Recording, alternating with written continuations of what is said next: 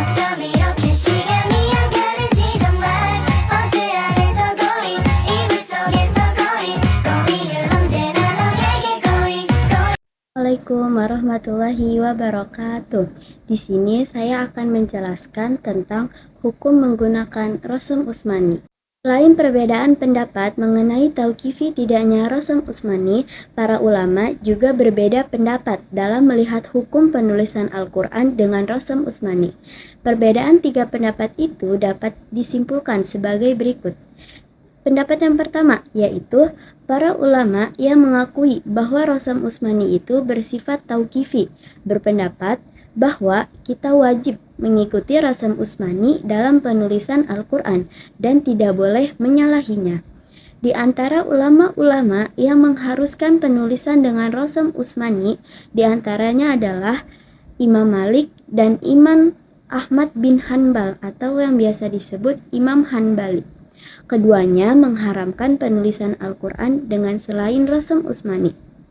Pendapat yang kedua yaitu para ulama yang tidak mengakui bahwa Rasm Utsmani itu bersifat tauqifi, berpendapat bahwa tidak wajib bagi kita untuk mengikuti Rasm Utsmani dalam penulisan Al-Quran.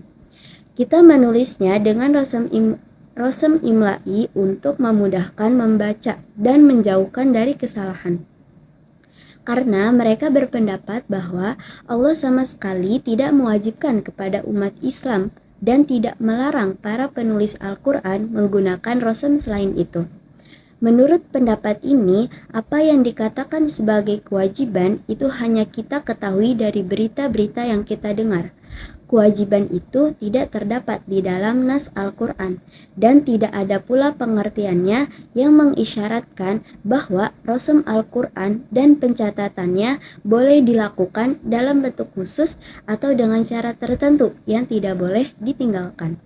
Pendapat yang ketiga adalah sebagian ulama berpendapat boleh bahkan wajib mengikuti rasm imla'i dalam penulisan Al-Quran yang diperuntukkan bagi orang-orang yang awam dan tidak boleh menuliskannya dengan Rasm Utsmani.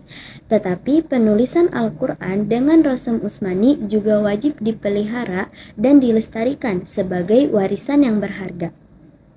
Sehubungan dengan tiga pendapat di atas, Syekh Al-Zarqani sebagaimana dikutip oleh Muhammad Rajab Farjani menyatakan sebagai berikut. Ini dimaksudkan untuk memelihara eksistensi Al-Quran dari dua aspek. Yang pertama berupa penulisan Al-Quran dengan pola penulisan sebagaimana yang kita kenal, agar kaum muslimin terhindar dari kekacauan dan kesalahan dalam membacanya.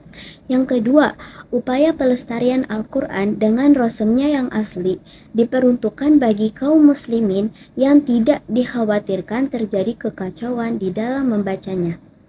Dari ketiga pendapat di atas, penulisan Al-Quran sebagai kitab suci umat Islam baiknya mengikuti dan berpedoman kepada Rasm Utsmani dengan pertimbangan-pertimbangan sebagai berikut.